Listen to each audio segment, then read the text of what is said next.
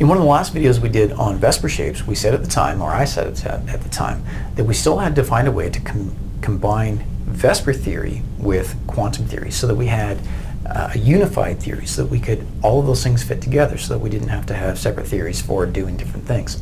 And hybrid orbitals is how we might get there. Now, I say might because we don't actually know. We can't observe these orbitals. It is consistent with quantum theory, so we're going to work with it. So let's remind ourselves of what we know. VSEPR theory tells us the shape of a molecule based on the idea that the electron groups are going to get as far away from each other as possible.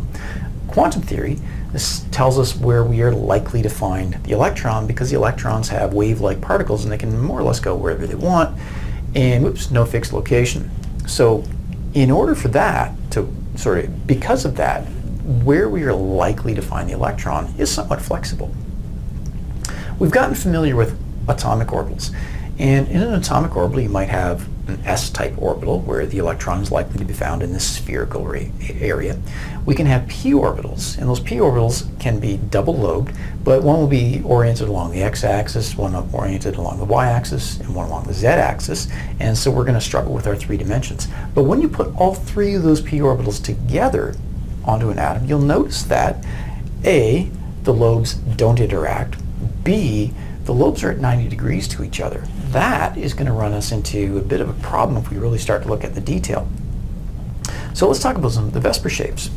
If those p orbitals were in a fixed location, 90 degrees away from each other, we really couldn't get too many of our VSEPR shapes. We couldn't do linear. So if I look at something like this, and this is the picture I showed you in VSEPR shapes when we were talking about something like beryllium dichloride, but in this one I'm more looking at, say, something like water. If I had water, now I know that water is not linear, and I also know that water has a bond angle of in the neighborhood of 109.5. Well, how do I get that if I'm working with spherical orbitals and p orbitals that are at 90 degrees away from each other? Okay, so I know I don't have VSEPR theory and quantum theory fitting together right now. So how might it happen? It might happen using hybrid orbitals. And a hybrid orbital, like any kind of hybrid, is mixing of characteristics and properties, and in our case, energies. We are only going to talk hybrid orbitals when we are forming molecules. So the atomic orbitals are great for atoms, whereas molecular orbitals or hybrid orbitals are great for molecules. Now, I'm not going to use the term molecular orbitals all that much, simply because if you do go on to chemistry, molecular orbitals carries with it a bunch of other things along with it. So I don't want to kind of confuse the issue, so we'll talk about hybrid orbitals when we're forming molecules. But as I say, you will hear the phrase molecular orbitals. Now, because of these electron-electron repulsions, that's going to be the driving force to getting our orbitals where they are likely to be. So we are consistent with the Heisenberg uncertainty principle about we can't know for sure where the electron is, and where the electron is probably going to be is where it's going to have the least amount of repulsion and the greatest amount of attraction. Okay, so here's where we start. Our hybrid orbitals are named based on the orbitals, the atomic orbitals that they mix and hybridize. So if I take an atom like this, now you'll notice I've got a full s orbital and I have an empty, but it's available, allowed p orbital. That's going to be key. I'm going to start by taking one of the electrons and promoting it. I'm going to move it from the s orbital up into one of those empty p orbitals. Yes, that does involve some energy investment, so it's going to a higher sub-energy level. Then I'm going to hybridize. So I'm going to take those 2 orbitals and I'm going to mix them together and turn them into a new kind of orbital. So now I've got this, what I call it as an sp orbital, because one orbital from the s, one orbital from the p, mixing together to form an sp. And I have those empty p orbitals, and I don't need to worry about those at all. The ones that are going to be involved in the bond are the hybrid orbitals, the ones that have 1 electron each. Now, right now, if I take the s and the p orbital and I put them together, I end up with this kind of a goofy-looking, or 2 rather goofy-looking orbitals, where they're still double-lobed like a p orbital, but they're sort of bigger on one side like an s orbital. Those orbitals, I'm going to put them together on a single nucleus, and I'm going to end up with this. Now, it looks a lot like, but it isn't, a p orbital. The reason it's different is for two things. Number one, if you look in the fine print there, it says that the back lobe is not being shown, so there are still two separate orbitals. Secondly, actually that's the only real thing, is there are two separate orbitals, even though they look kind of like a p orbital. So they are two separate orbitals there. Okay, if I keep going, if I wanted to use something like a 3 orbitals in my bonding, I'm going to start with one from the s. I'm going to need a couple from the p orbitals now. I'm going to still promote one again, and it's going to go up. Now I've got 3 single electrons in 3 separate orbitals. Hybridize that, just the orbitals that I have electrons in, mix those, and I end up with, well, you can see the title, sp2. 1 from the s, 2 from the p. sp2. We're not very creative with our names here, are we? But we are descriptive, so you can look at that and you can see, know what it is. Now, of course, we had little superscript 2s and 3s and stuff beforehand, talking about how many electrons. Now the count is how many orbitals. Okay, same thing. Take my s, 2 of the p's. Those p's were at 90 degrees to each other. Now I'm going to turn them into sp2 orbitals, where they still have 2 lobes, but now the bigger area on one side. Bigger area because I'm more likely to find the electron there. That's where the bond is going to form.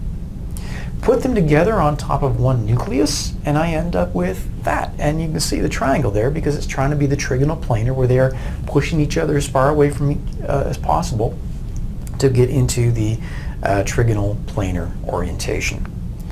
Keep going. Add another one, sp3. So I could start out with something like this. This would actually be your carbon atom. 2 in the s, 2 in the p. Promote, hybridize. Now I'm mixing all of those orbitals together, all 4 of them, and I end up with 4 hybrid orbitals. And we call them sp3, 1 from the s, 3 from the p. Those can orient themselves such that they are at the perfect angles away from each other, so that I can form a trigonal, sorry, not a trigonal, a tetrahedral. And that would be a carbon-based thing. Now, lone pairs.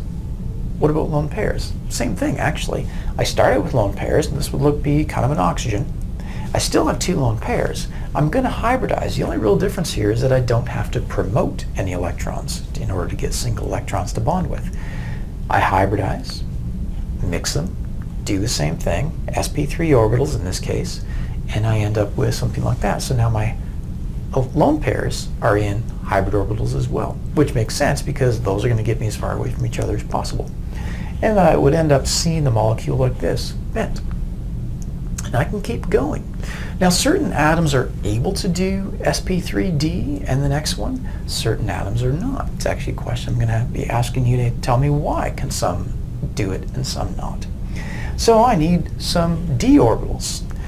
In this case, I'm going to promote, and then I'm going to hybridize. And now I take 1 from the s, all 3 of the p, 1 from the d. So that's where I get my name, sp3d. Hybridize those. Now I've got 5 orbitals. 5 orbitals go in, 5 orbitals come out. And I end up with shapes that allow me to do trigonal bipyramidal. And if I keep going, same thing. And by the way, I don't have a picture of it here, but if I needed to have lone pairs, same deal. I will still hybridize. I might not need to promote, although I could.